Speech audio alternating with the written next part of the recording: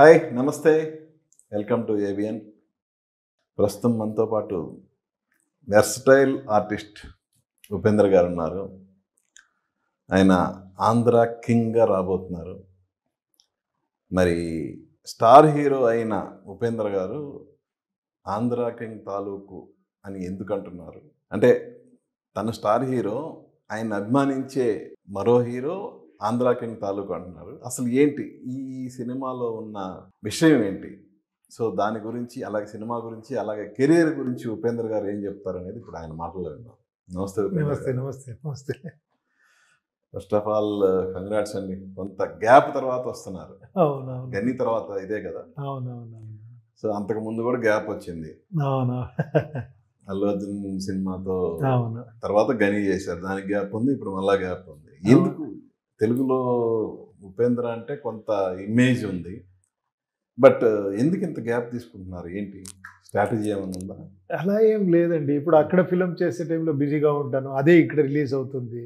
So అందుకని ఆ in between గ్యాప్లో ఎదారా చాలా ఎక్స్ట్రాంటరీ అనిపిస్తే నాకు అలాంటిదే చేస్తాను అంతే. అంటే నాకు ఎక్స్ట్రాంటరీ అంటే నాకేమైనా ఫీల్ అయితే బాగుంది ఇది చేయాలా అనిపిస్తే that is one of the film is this actually. Okay. ఏంటి ఆంధ్ర కింగ్ తాలూకు సినిమాలో ఇప్పుడు మీరు ఒక స్టార్ హీరోగా యాక్ట్ చేస్తున్నారు కదా, ఈ క్యారెక్టర్ గురించి మహేష్ మీ దగ్గరకు వచ్చి అప్రోచ్ అయినప్పుడు మీకు ఏమనిపించింది అసలు? నాకు ఫ్రాంక్గా చెప్పాలంటే ఇది నేను నా గురించి చేయలేదు. అంటే ఈ క్యారెక్టర్ బాగుంటుంది, ఇలా చేస్తే అలా ఉంటుంది, అది కాదు. ఆ దాంట్లో ఉండే ఒక క్రక్స్ ఉంది కదా సబ్జెక్ట్లో, అది నాకు చాలా హాంట్ అయింది. ఒక ఫ్యాన్స్ ఎలా ఉంటారు అనేది ఒక ఇది ఉంది కదా, అది నాకు చాలా ఇష్టమైంది. అదే నేను చేస్తూ ఉండేది ఇప్పుడు అదే. ఇప్పుడు నేను ఫ్యాన్స్కి చెప్తూ ఉంటాను actually, don't follow anybody, follow ideology, మీరే స్టార్స్ అవ్వాలి అనే నాకు I'm trying in that way. Even in political hero అలా చెప్తానే ఉంటారు, బట్ ఫ్యాన్స్ చాలా వరకు దాన్ని పెడచేవని పెడుతుంటారు, పట్టించుకోరు. అది వాళ్ళకి ఓన్లీ హీరోయిజం వరకే, ఆరాధించడం వరకే చూస్తున్నారు. కానీ మరి హీరో ఎందుకు మనల్ని మన కెరియర్ గురించి ఆలోచించండి అని చెప్తున్నారు అనేది వాళ్ళు ఆలోచించరు కదా. లేదు, మనం అలా అనుకోకుండా ఆలోచిస్తారు అని స్టార్ట్ చేస్తే పాజిటివ్గా కొంచెం మనం ఎప్పుడూ ఏమంటే పొలిటికల్ పార్టీ స్టార్ట్ చేసినట్లు జనాలు కరెక్ట్ లేదండి, జనాలు ఇది లేదు, జనాలకి మార్పులు వద్దు. నేనెవరు? నేను జనా కదా, ఎందుకు why should be start with that negative? ఇదే జనాలు వస్తుంది, హోప్ఫుల్గా మాట్లాడతాం, అవుతుంది అని నాది ఒకటి ఇది అంతే. ఆ హోప్లోనే ఫిలిం చేస్తాం, ఆ హోప్లోనే ఒక పొలిటికల్ ఇది చేస్తాము. అలా ఎప్పుడన్నా మీ రియల్ లైఫ్ ఇన్సిడెంట్స్ ఏమైనా ఈ రియల్ లైఫ్లో ఏమన్నా కనిపించినాయి? చాలా ఇదైంది, అందుకే చాలా అట్రాక్ట్ అయ్యాను ఈ ఫిల్మ్కి. అది అన్ని స్టార్స్కి ఫ్యాన్స్ ఇది వాళ్ళు ఒక ఇది మనకు అయ్యే కొన్నిసారి సఫోకేషన్ అవుతుంది, కొన్నిసారి ఇదేంట్రా ఇలాగూ ఉంటుందా, అర్థమే చేసుకునే అంటే లవ్ ఉంటుంది దాంట్లో, మరి అన్కండిషనల్గా లవ్ ఉంటుంది. దాన్ని ఏమి చాలా అన్ని స్టార్స్కు అది ఆ ఇన్సిడెంట్స్ జరిగింటుంది. అలాగే నా జీవితంలో అది జరిగింది, చాలా కనెక్ట్ అయిపోయాను ఫిలింకి. సో మహేష్ ఈ సబ్జెక్ట్ చెప్పినప్పుడు నేనే ఎందుకు అని, అంటే నేనే ఎందుకని ఎందుకన్నా అది నేను అడిగాను ఫస్ట్ ఆఫ్ ఆల్, నేను కరెక్ట్గా అడగండి, ఆంధ్ర కింగ్ అంటున్నారు, ఆంధ్ర కింగ్ అన్నారు, నేనే ఎందుకని అడిగారు. తర్వాత మా రవి గారు ప్రొడ్యూసర్ గారు చెప్పారు, లేదండి మనకు ఒక న్యూట్రల్ ఇలాంటి కావాలి, ఏమంటే అక్కడ మళ్ళీ ఫ్యాన్స్ అది ఇది అని రాకూడదు, అందుకని we are going for a neutral ఇది. తర్వాత ఇదొక ఇమేజ్ కావాలి మనకి, వాళ్ళు చెప్పిన డైలాగ్స్, వాళ్ళ ఫిలిమ్స్ అదన్నీ ఎలా ఇన్స్పైర్ అయ్యింది ఫ్యాన్స్ మీద అనేది ఒక ఇమేజ్ కావాలి, అదన్నీ చెప్పారు. Okay, if you are okay I really love this subject అని చేశాను. కానీ యాక్చువల్గా ఫస్ట్ ఈ సినిమా గురించి ఆడియన్స్లోకి వచ్చినప్పుడు తెలుగులో ఏ స్టార్ హీరో ఒప్పుకోనందువల్లే ఉపేంద్ర గారు దగ్గరికి వెళ్ళారు వీళ్ళు అనే ఒక ట్రోలింగ్ వచ్చింది. అది నాకు తెలియదు కదా, నాకు వచ్చింది, నేను ఐ లైక్ ద సబ్జెక్ట్ అందుకని చేశాను అంతే. More than my character actually చెప్పాలంటే, నా క్యారెక్టర్ ఏముంది, నా క్యారెక్టర్ ఏం చేస్తుంది, అది నేను పట్టించుకోలేదు. మీరు చూస్తే మీకే తెలుస్తుంది, ఇది బోల్డ్ స్టెప్ అని మీకే తెలుస్తుంది. But I love the subject actually. Content ఉంది కదా దాంట్లో, తర్వాత ఆ క్లైమాక్స్లో ఉండే ఒక టేక్ అవే ఉంది కదా, అది నాకు చాలా ఇష్టమైంది. ఓకే. అది అంటే ఇప్పుడు ఇది యాక్చువల్గా 80s బ్యాక్డ్రాప్. 80s బ్యాక్గ్రౌండ్లో జరుగుతుంది. సో 80s బ్యాక్డ్రాప్ అంటే మీరు ఒక్కసారి బ్యాక్కి వెళ్ళిపోయి కాశీనాథ్ గారి దగ్గర పనిచేసిన డైరెక్షన్ డిపార్ట్మెంట్లో పనిచేసిన తాలూకు అనుభవాలు, అలాగే ఆ తర్వాత మీరు స్టార్ హీరో అయిన తర్వాత అప్పట్లో ఉన్న ఫ్యాన్ వార్స్ అవన్నీ గుర్తుకొచ్చి ఉంటాయి కదా మీకు? కోర్స్ అది గుర్తు వస్తుంది. అవి ఏమన్నా ఈ సినిమాలో కనిపించినాయా మీకు? చాలా ఉంది. స్టార్ అందుకే వార్స్ ఇది ఏమన్నా ఇది చాలా ఎంత బాగా చేశారంటే నేను మహేష్ గారు చాలా అప్రిషియేట్ చేశాను. నేను చూసి చెప్తా ఉంటాను. నేను చూశాను ఫిలంని, చూసి నేను చెప్పాను ఏంటి ఇంత సెన్సిటివ్గా మీరు చేస్తారని అనుకోలేదు నేను. ఒక ఎక్స్పెక్టేషన్ ఉంటుంది బాగా వస్తుంది అని. బట్ మీరు అది చూస్తే కొన్ని సీన్స్ వావ్ అనిపిస్తుంది. మీరు చూడండి, మీరే చెప్తారు. నాకు అలా అనిపించింది. నేను అలా అంటే కొన్ని ఇప్పుడు సపోజ్ ఈ సినిమాలో రియల్ లైఫ్లో మీరు చూపించిన కొన్ని ఇన్సిడెంట్లు మీ రియల్ లైఫ్లో ఏదన్నా కొన్ని ఎగ్జాంపుల్ చెప్పగలరా? చాలా ఇంటర్వ్యూలో చెప్పేశాను అన్ని ఇన్సిడెంట్సెస్. ఈ ఫర్ ఎగ్జాంపుల్ ఏదో నేను షూటింగ్ చేస్తూ ఉంటే, ఏదో మైసూర్లో షూటింగ్ చేస్తూ ఉంటే వచ్చి ఏదో లలిత్ మహల్ దగ్గర వచ్చి ఆ గేట్ కీపర్ని కొట్టేసి ఒక 50-75 ఫ్యాన్స్ వచ్చి కొట్టేసి నమ్ములు వదలరా నా హీరో అక్కడ ఉన్నారు అని. అది గొడవ అయిపోయి నేను వాళ్ళు ఎందుకు ఇలా వచ్చి ఇలా చేస్తే నా పరువు ఏమవుతుందా మనం చూడాలి అంతే. అది యాక్చువల్గా మీకు మీ ఫ్యాన్స్ కి సంబంధించింది. అవునవును. బట్ ఫ్యాన్ వార్ అంటే ఇప్పుడు జనరల్గా హీరోలు అందరూ బాగానే ఉంటారు, కానీ ఆ హీరోల తాలూకు ఫ్యాన్స్ కి మాత్రం ఒకళ్ళంటే ఒకళ్ళు పడదు. వాళ్ళకి ఎప్పుడు ఆ పోటీలు కొట్టుకోవడాలు ఏ జరుగుతూనే ఉంటాయి. అలాంటివి మీ కెరీర్లో ఏమన్నా జరిగినాయా? లక్కీగా నాకు ఏమన్నా అందరు ఫ్యాన్స్ నా ఫ్యాన్సే అక్కడ. అలా ఒక ఇది వచ్చింది నాకు. నేను ఎక్కువ అది నేను ఇచ్చేయను నేను. అంటే మీరు ఆ స్టార్ హీరో డైరెక్షన్ చేయటం అందుకని ఐ లవ్ దెమ్ యాక్చువల్లీ. నేను అక్కడ ఉండే అన్ని హీరోస్తో నేను మంచి ఫ్రెండ్లీగానే ఉంటాను. వాళ్ళ ఫ్యాన్స్తోనూ నేను ఏమైనా ప్రోగ్రామ్ పిలిస్తే వేరే ఏదైనా ఫంక్షన్ ఉంటేనే పోతాను. అందుకని అది నేను ఎక్కువ అది చేయలేదు అది. So in that way I'm in a very comfortable zone. Okay. ఇంకోటి ఇప్పుడు అల్లు అర్జున్ కానీ అలాగే రామ్ కానీ ఇద్దరు ఎనర్జెటిక్ విషయంలో చాలా ఎనర్జీ ఉంటుంది. సో వాళ్ళిద్దరి మధ్య ఏంటి మీరు గమనించిన తేడా ఏంటి? నేను తేడా గమనించాను. I never compare anybody with anybody. He himself is something else. ఆయనకి అల్లు అర్జున్ గారు చూస్తేనే ఆ టాలెంట్ ఇది వావ్ అనిపిస్తుంది. ఈయనతో ఇంకొక డ్రైవ్లో ఉంది. మీరు చెప్పినట్లు బోత్ ఆర్ ఎనర్జెటిక్. ఇది మీరు ఈ ఫిలిం చూస్తే మీరు ఒక ఇంటర్వెల్ సీన్లో చేశారు రామ్ గారు, వావ్ అనిపించింది ఆ పర్ఫార్మెన్స్ ఆ ఇది అని. చాలా అది ఏమో ఆ క్యారెక్టర్ అయిపోయారు అతను. మీరు తేడా చెప్పకపోయినా సిమిలారిటీస్ ఏమున్నాయి? సిమిలారిటీస్ ఏంటి? Both of them are hero stars, both of them are good dancers, good performers. అలా డెఫినెట్గా అది ఉంటేనే ఆ స్టార్స్ అవుతారు. అంటే ఇది ఓన్లీ ఒక హీరోకి ఫ్యాన్కి మధ్య ఉన్న సంబంధమేనా, లేదంటే మోర్ దాన్ దట్ ఇంకేమన్నా ఉందా? అయ్యో మీరు అది ఏం లేదు, అది ఒక లైనే. మీరు ఫిలిం చూస్తే తెలుస్తుంది అది. అంటే ఏదో కొంత రివీల్ చేయొచ్చు కదా మీరు. మీరు అది ఎలా చెప్పేది? మీరు ఏదో ఒక 80sలో ఏదో ఒక పీరియడ్కి వెళ్ళిన ఒక అనుభవం వస్తుంది ఈ ఫిలంలో. తర్వాత అన్ని కమర్షియల్ ఎలిమెంట్స్ ఉంది, చాలా హ్యూమన్ ఎమోషన్స్ ఉంది. తర్వాత ఆ ఇన్ఫీరియారిటీ కాంప్లెక్స్, సుపీరియారిటీ కాంప్లెక్స్, ఆ సపరేషన్, దాని నుంచి బయటకు వచ్చేది, ఇలాంటి చాలా విషయం ఉంది. లవ్ ఉంది, యాక్షన్ ఉంది. అది ఫుల్గా నేను చెప్పాలి, టోటల్ సీనే చెప్పాలి మీకు. అంటే ఏమన్నా హీరో ఫ్యాన్ మధ్య క్లాష్ ఏమైనా ఉంటుందా? అది ఉంది. ఏమి లేదు అని మీరే చెప్పాలి ఫిలిం చూసి. అన్నీ ఉంటుంది. జనరల్గా తనను అభిమానించే ఒక హీరోతో ఫ్యాన్ క్లాష్ అవ్వటం అనేది అది అన్ని ఎంత కావాలో అంత సూపర్గా పెట్టారు, ఎమోషనల్గా పెట్టారు. నేను కాదంటలేదు, బట్ ఆ క్లాష్ అనేది రావడానికి రీజన్ అంటే ఇప్పుడు మీరు మీ ఫ్యాన్స్తో బాగుంటారు, వాళ్ళు మీతో బాగుంటారు, బట్ జనరల్గా క్లాష్ అనేది ఉండదు కదా మీకు రియల్ లైఫ్లో.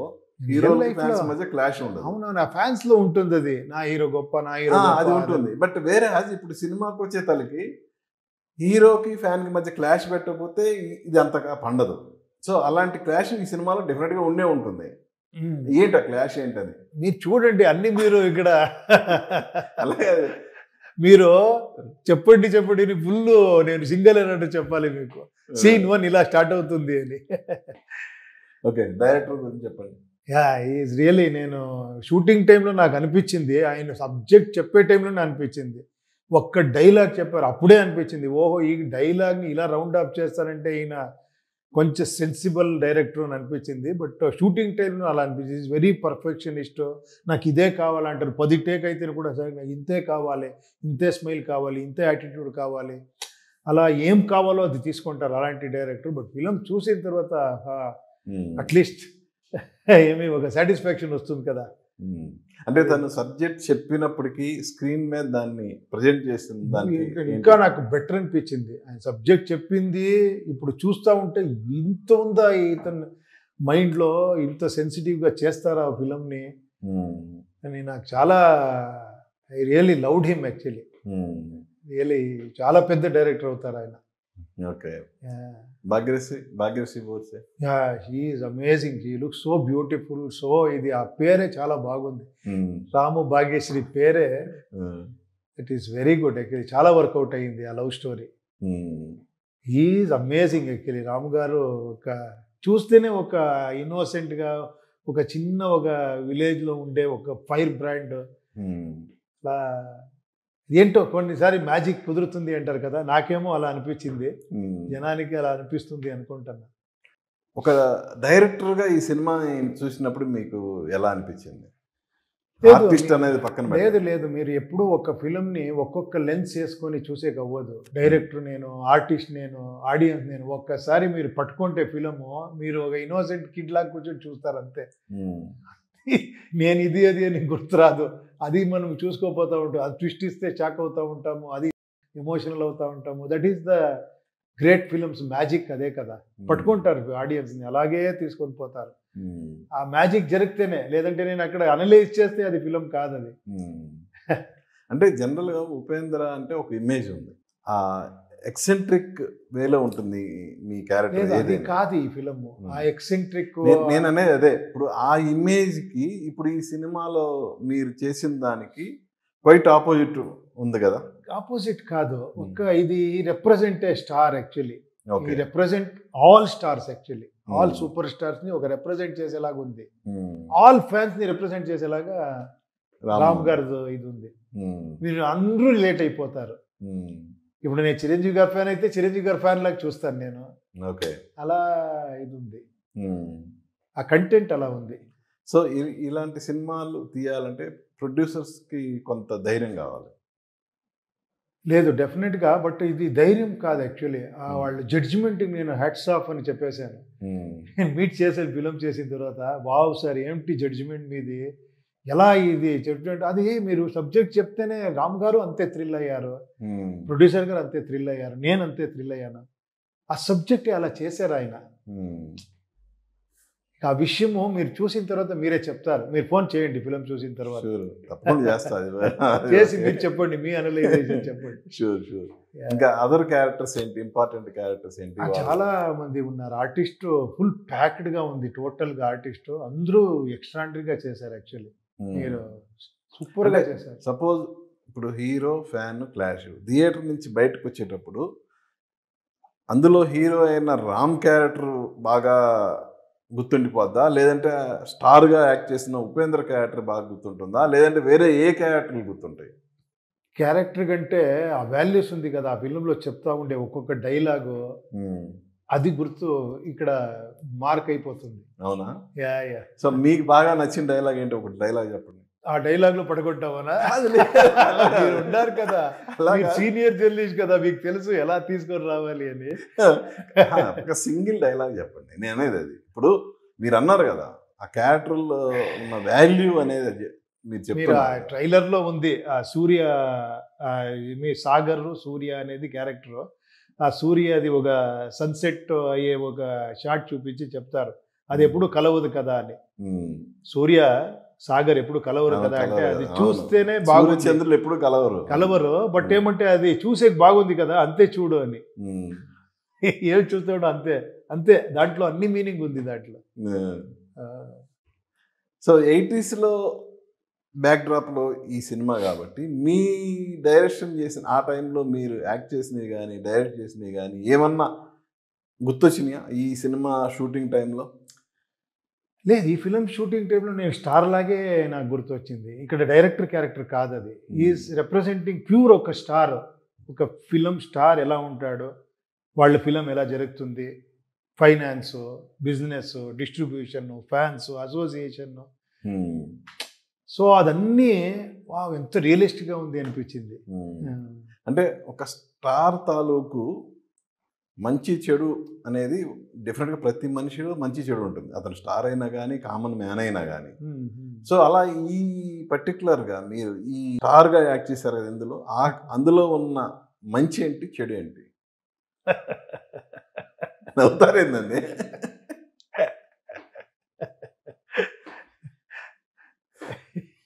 ఏం కావాలో మీకు చెప్పండి, నేను చెప్పేస్తాను. అలా కాదు, మీ క్యారెక్టర్ అన్నప్పుడు అన్ని షేడ్స్ ఉంటాయి. లేదు, స్టార్ షేడ్ అంతా. ఓకే, సో ఇక మీరేటు ఓపెన్ అవ్వదలుచుకోలేదు. ఓకే, పొలిటికల్గా కూడా బాగా యాక్టివ్ కదా మీరు. అంటే ఏమో అది ఎప్పుడప్పుడు టైం ఉంటుందో చేస్తూ ఉంటాను. అఫ్కోర్స్ ఏదో టైం అని కాదు, జనరల్గా మీరు మీ పొలిటికల్ పార్టీ తాలూకు యాక్టివిటీ అలా సాప్ కింద నీళ్ళలాగా జరుగుతూనే ఉంటుంది కదా. లేదు, అది 365 days జరుగుతూ ఉంటుంది. బట్ అదేమంటే అది వేరే రకంగా, ఏమంటే పాలిటిక్స్ కంపేర్ చేస్తే ఏంటి ఇది అంటారు. ఇది ఏమంటే ఆ విచారాన్ని చెప్తా పోతాను, ఎక్కడెక్కడ టైం దొరుకుతుందో మీరు అడిగితే అది చెప్తాను. ఎంతమంది రీచ్ అయితే అంత బెటర్ అని నేను ట్రై చేస్తూనే ఉంటాను, అంతే. అది ఓన్లీ ఐడియాలజీ అంతే. It is not actually political party win అవ్వాలి, లూజ్ అవ్వాలి, నేను ఒక క్యాండిడేట్ పెడతాను, నాకు ఇంత సీట్స్ రావాలి, పవర్ రావాలి, అదన్నీ ఏమీ ఉండదు దాంట్లో. అది మీకు విచిత్రం అనిపిస్తుంది. ఓకే, అంటే ప్రజెంట్ కర్ణాటకలో అధికారంలో ఉన్న కాంగ్రెస్ పార్టీ గురించి చెప్పమంటే ఏం చెప్తారు? లేదు, నేను ఫస్ట్ నుంచి చెప్తా ఉంటాను, నేను పార్టీ చేసింది వేరే పార్టీ గురించి మాట్లాడేదని కాదు. నేను I'm talking to people, I'm talking to voters, I'm telling actually there should be some reason to vote. ఆ రీజన్ ఏంటి అనేది, మీరు ఎందుకు ఓటేస్తారంటే ఈ రీజన్ ఓటేస్తే బెటర్ అని చెప్తున్నాను, అంతే. అది ఎవరైనా చేయొచ్చు. ఐడియాలజీకి ఓటు ఇవ్వండి, ఇష్యూస్కి ఓటు ఇవ్వండి, వ్యక్తికి ఓటు ఇవ్వద్దండి, వ్యక్తిని బిలీవ్ చేయొద్దండి, టెక్నాలజీని బిలీవ్ చేయండి, ట్రాన్స్పరెన్సీని బిలీవ్ చేయండి. యూ బ్రింగ్ దిస్ చేంజ్, మీరు ఫోర్స్ చేయండి వీళ్ళకి. మీరు టెల్ యాక్చువల్లీ అకౌంటబిలిటీ ఇవ్వాలి. నేను కరెక్ట్గా వర్క్ చేయలేదంటే మీరు you should reject, right to recall రావాలి. ఇదన్నీ చేయండి అని చెప్తున్నాను, అంతే. అంటే నేను ఎందుకు అడిగానంటే ఇప్పుడు ప్రజెంట్ ఉన్న గవర్నమెంట్ మల్టీప్లెక్స్లో ఉన్న టికెట్ రేట్స్ని అదుపు చేయడానికి ఒక ప్రయత్నం చేస్తుంది. అఫ్కోర్స్ అది కోర్టులో అవతల వాళ్ళు వేశారు, కానీ ఒక కామన్ మ్యాన్కి రీచ్ అయ్యే విధంగా టికెట్ రేట్ ఉండాలి అని అనుకోవడం తప్పు కాదు. సో ఆ విషయంలో మీ ఒపీనియన్ ఏంటి? కాదు, నేను ఎప్పుడు అదే మళ్ళీ నేను ఏం అడుగుతానంటే అందరికీ ఏం చెప్తానంటే, my opinion should not be my party's opinion, my opinion should not be people's opinion. People ఒపీనియనే ఒపీనియన్ అవ్వాలి. ఓకే, నేను కాదంటే being a part of Kannada industry, ఒక కన్నడ సినిమా అది నాట్ పొలిటికల్, పక్కన పెట్టి చూస్తే అఫ్ కోర్స్ మీరందరూ టికెట్ గురించి మాట్లాడుతున్నారు. నేను ఇంకొకటి చెప్తాను. Okay, ticket 100 rupees, 200 rupees, that is not a big thing. మీరు 200 rupees కాదు, నేను ఒక ఫ్యామిలీ వెళ్ళాలంటే ఒక 800 rupees టికెట్ కొంటాను, ఇంకొక 1000 rupees వేరే అవుతుంది అక్కడ. అవును, అక్కడ స్నాక్స్ అది కూడా మాట్లాడాలి మనం, కరెక్ట్ కదా. సో ఇదన్నీ డిస్కషన్ జరగాలి. బట్ మనము అది అందరూ కలిసి మాట్లాడాలి, బికాస్ బిజినెస్ వస్తుంది. మనము వన్ సైడెడ్లో అది మాట్లాడాక అవ్వదు. వాళ్ళ సైడ్లో వాళ్ళకే ఒక ఇది ఉంటుంది, రెంట్స్ ఉంటుంది, క్రోర్స్ టుగెదర్ ఇన్వెస్ట్మెంట్ ఉంటుంది, కరెక్ట్ కదా. మనము ఒక్క సైడ్లో చూస్తే అన్ని కరెక్ట్ అనిపిస్తుంది, బ్యాలెన్స్ చేస్తే అప్పుడు అది ఈ కాంట్ యాక్చువల్లీ జస్ట్ నా ఒపీనియన్ ఇది అని చెప్పాక అవ్వదు అది. Yes, of course we need actually people to come. ఇది కొంచెం ఎక్కువ అవ్వకూడదు ఆడియన్స్కి. ఎందుకంటే ఇప్పుడు మీరు అన్నట్టు ఒక ఫ్యామిలీ 800 పెట్టి థియేటర్కి రావాలంటే 1-2 సార్లు ఆలోచిస్తున్నారు. అసలు ఫుట్ఫాల్స్ అనేవి లేకుండా పోవటానికి కూడా ఈ టికెట్ హై ప్రైస్ ఎక్కువగా ఉండటం అనేది ఒక reason one of the reason. అవును. నాట్ ఓన్లీ మీరు చెప్పినట్టు ఇది ఒక రీజను, అలాగే మీ స్నాక్స్ ఇవన్నీ వాటి రేట్స్ ఎక్కువగా ఉండటం కూడా మరొక రీజను. సో ఇలాంటి రీజన్స్ అన్నీ ఒక సినిమాకి ఆడియన్స్ రాకుండా చంపేస్తున్నాయి కదా. అది కాదండి, అలా ఎలా చెప్తారు? ఆడియన్స్ కొంచెం ఫిలిం సూపర్ హిట్ అవుతా ఉంది, 500 crores 1000 crores వస్తూ ఉంది, అలా చెప్పే అవ్వదు. ఎన్ని సినిమాలు లేదు, మీరు ఎప్పుడూ అంతే. అప్పటి నుంచి ఇప్పటి వరకు తీసుకుంటే కూడా సూపర్ హిట్స్ మీరు కౌంట్ చేయొచ్చు. అన్ని ఫిలిమ్స్ సూపర్ హిట్ అవుతుంది అని చెప్పే అవ్వదు. Only few films super hit అవుతుంది, ఫ్యూ ఫిలిమ్స్ యావరేజ్ అవుతుంది, అలా చెప్పే అవ్వదు. దిస్ ఈజ్ ఏ అంటే ఒకటి, అప్పట్లో మీకు ప్రత్యామ్నాయం లేదు. ఇప్పుడు ఇంట్లో కూర్చొని మన ముందే మొత్తం ఓటీటీ వరల్డ్ మొత్తం మన చుట్టూ ఉంది. ఆప్షన్ ఉన్నప్పుడు డెఫినెట్గా ఆడియన్ ఆలోచిస్తాడు కదా. ఆప్షన్ ఉంటే వాళ్ళు ఆలోచిస్తారు, మనం ఎందుకు ఆలోచించాలి? అంటే బీయింగ్ పార్ట్ ఆఫ్ చూడండి, ఇండస్ట్రీ. ఆ టైంలో ఎప్పుడో మనము ఆ టైంలో ఈ టైంని కంపేర్ చేసి చూస్తే అప్పుడు ఒక 10 థియేటర్ మాస్ థియేటర్ ఉండేది అనుకోండి. ఇప్పుడు మల్టీప్లెక్స్లో అన్ని స్క్రీన్స్ ఉంది. How can you compare that with this? ఇప్పుడు చాలామంది చెప్తారు, సార్ ఈ టైంలో 100 days ఆడటం లేదు ఫిలమ్స్. 100 days ఎలా ఆడుతుంది? 100 theatres 1 week ఆడితేనే 100 days కదా అది. అంతే కదా. అదే ఆ క్యాలిక్యులేషన్ ప్రకారం ఆ క్యాలిక్యులేషన్ ప్రకారం చూస్తే అది ఇది కదా, అది మనం కంపేర్ చేసే అవ్వదు. ఆ టైం అలా ఉంది. ఆ టైం మాస్ థియేటర్స్, ఇది స్టార్ తీసుకునేది, ఆ సెలబ్రేషన్ వేరే. ఇప్పుడు కార్స్ అన్ని తక్కువ ఉండే టైంలో ఎంత బాగుంది అని చెప్తాం మనం. ఆ టైంలో కార్స్ లేదు, ట్రాఫిక్ లేదు, ఎంత బాగుంది. బట్ కార్స్ వచ్చింది ప్లస్సా మైనస్సా? ప్లస్. అందరికీ కార్లో వెళ్తారు. చూడండి, ఎక్కడ ప్లస్ ఉంటుందో అక్కడ మైనస్ ఉంటుంది, ఎక్కడ మైనస్ ఉంటుందో అక్కడ ప్లస్ ఉంటుంది, ఎక్కడ గ్రేట్నెస్ ఉంటుందో అక్కడ వీక్నెస్ ఉంటుంది. So it is all part and parcel of the ఇది. అది అలాగే చూసుకొని పోవాలి. అది ఆటోమేటిక్గా సెట్ రైట్ అవుతుంది అనుకుంటాను. ఎప్పుడు మనకి ప్రాబ్లం వస్తుందో అక్కడ సాల్వ్ అవుతుంది, అది న్యాచురల్గానే సాల్వ్ అవుతుంది. ఇప్పుడు ఆడియన్స్ రాలేదంటే అక్కడ ఒక ఇది వస్తుంది, వాళ్ళు కొంచెం ఇది అవుతారు, 1 ticket + 1 ticket ఫ్రీ పెడతారు, ఏమో అది జరుగుతుంది. ఫైనలీ ఒక సాంగ్ ఉంది కన్నడలో, సమయద గొంబే అని. మనిషి చాలా బాగా రాశారు ఉదయ్ శంకర్ గారు దాంట్లో. మనిషి ఎలా అంటే సమయద గొంబే, అర్థమవుతుంది, కాలానుగుణంగా బొమ్మలాగా ప్రవర్తిస్తాడు అని. ఆ టైంకి వస్తే అలా అడ్జస్ట్ అయిపోతారు జనాలు. కరెక్ట్ కదా? అవ్వాలి, తప్పదు. Definitely you have to, otherwise you can't survive. అది అవుతుంది. అది కబ్జా సీక్వెల్ ఎప్పుడు? ఏంటో వాళ్ళేమో చేస్తున్నారు, చూడాలి. వాళ్ళు ఇంకొకేనో ఫిలం చేస్తున్నారు. బట్ డెఫినెట్గా ఉంటుందా అది?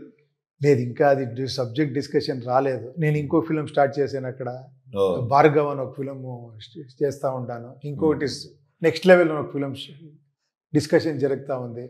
ఆయన ఏదో ఒక ఫిలం చేస్తున్నారు, అదన్నీ అవ్వాలి. ఇప్పుడు మీ కబ్జా డైరెక్టర్ చంద్రు గారు రీసెంట్గా ఒక అలిగేషన్ చేశారు దేని మీద, ఓజీ సినిమా మీద. ఓజీ సినిమాలో చాలా నో ఏమే నా కామెంట్స్ వద్దు దానికి. I'm here to talk about Andhra king. I'm here not to talk about వాడేం చెప్పాడు వీడేం చెప్పాడు. మీరు part of the film. No, I am a part of the film. I am not part of his life. Chandru life కాదు. లేదు, why should I talk about him, what he spoke? None of my business. ఆయన వస్తే ఆయనతో మాట్లాడండి ఇదన్నీ. You don't ask question about him. నేను అతను మాట్లాడిన దాంట్లో ఉన్న విషయం నాకు అది సంబంధం లేదు. లేదు, you should talk when he comes. Why you spoke like this? మీరు నన్ను అడిగితే అది ఇదిగా ఉంటుంది. వాడెలా అందుకు చెప్పాడంటే మీరు వాడిని అడగాలి, నన్ను ఎందుకు అడుగుతారు? మీరంతా ఒక ఫ్యామిలీ లాగా. ఫ్యామిలీకి ఫిలం చేసే టైంలో ఫ్యామిలీ. ఓకే. ఇంకోటి, ఇప్పుడు ఈ మధ్యకాలంలో కన్నడలో తెలుగు సినిమాలు కన్నడలో రిలీజ్ చేసేటప్పుడు కొన్ని ఇబ్బందులు ఎదురవుతున్నాయి. అది మీ దాకా వచ్చే ఉంటాయి. ఎలా అంటే ఇప్పుడు కన్నడలోనే ఆ పోస్టర్స్ దగ్గర నుంచి అన్ని కన్నడలోనే ప్రింట్ అవ్వాలి, కన్నడలోనే. తప్పు లేదు కదా, వాళ్ళు ఎక్స్పెక్ట్ చేస్తారు కన్నడలో వస్తే కన్నడలో చూస్తాము. తెలుగు సినిమా రిలీజ్ అయ్యేటప్పుడు కూడా కన్నడలోనే పోస్టర్. లేదు, డబ్బింగ్ చేస్తున్నారు కదా, అన్ని లాంగ్వేజ్ చేస్తారు, కన్నడను చేయండి అని. కన్నడలో చూస్తే మీరు Pushpa Kannada more than 10 crores collection వచ్చింది, ఓన్లీ కన్నడ. సో మనం అక్కడ చేస్తామంటే వీ హ్యావ్ టు అది ఇవ్వాలి కదా, ఆ లాంగ్వేజ్కి మనం రెస్పెక్ట్ ఇవ్వాలి కదా, తప్పులేదు కదా అది. లాంగ్వేజ్కి ఇవ్వాలి. కొన్ని తెలుగు సినిమాలు తెలుగులో రిలీజ్ అవుతున్నప్పుడు కూడా పోస్టర్లు అవి కన్నడలో లేదు ఉండాలి. లేదు లేదు కన్నడ డబ్ చేస్తే కన్నడలో చేయండి అని చెప్తున్నారు అంతే, కన్నడలో చేయండి అని చెప్తున్నారు అంతే. ఓకే. ఏంటి ఇప్పుడు నెక్స్ట్ ఏంటి తెలుగులో ఏంటి? చూస్తాము, ఇది రిలీజ్ అయిన తర్వాత థింక్ చేస్తాను. మీరందరూ ఎంత అప్రిషియేట్ చేస్తారో, మళ్ళీ ఏం వెల్కమ్ చేస్తారా, రా అంటారా లేదంటే పో అంటారా చూస్తాను. రా అంటే వస్తాను. కాదు, ఉపేంద్రని ఎప్పుడు రా అని అంటారు కానీ పో అని ఎవరు అనరు. మీరే చెప్పారు పో ఎప్పుడు అని, రా చేసే టైంలో. పో ఎప్పుడని నేను అనలేదు. అవునవును. అంటే పో అనేది టైటిల్ గా పెట్టమని ఉంటారు అంతేగాని. అదే మీరు అప్పుడే చెప్పారు ఇండైరెక్ట్ గా రా ఇంటర్వ్యూలో పో ఎప్పుడు చేస్తారు అని. ఇంకోటి నేను అందుకే వెళ్ళిపోయాను, మళ్ళీ ఇన్పుట్ రా అంటేనే వస్తాను. కానీ ఉపేంద్ర ఎప్పుడు వచ్చినా ఆదరించారు కదా. థ్యాంక్ యూ, డెఫినెట్ గా ఐ హావ్ దట్.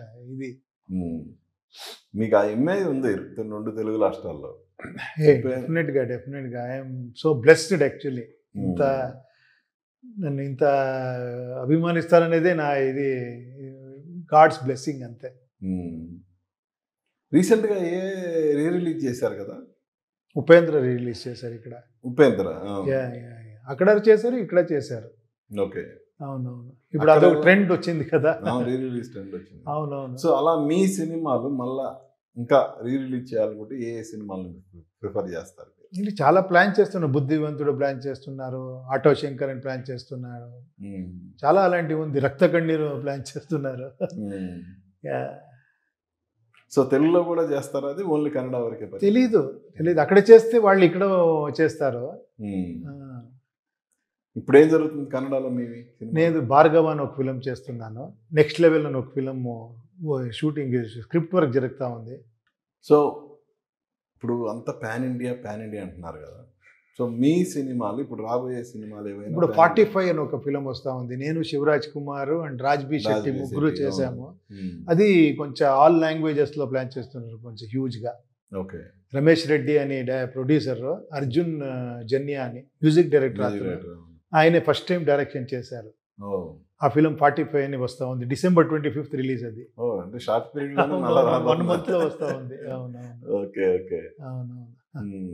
రీసెంట్ గా మీకు బాగా నచ్చిన సినిమాలు తెలుగులో కానీ అటు కన్నడలో కానీ? అలా కాంతారా చూశాను రీసెంట్ గా, చాలా నచ్చింది నాకు.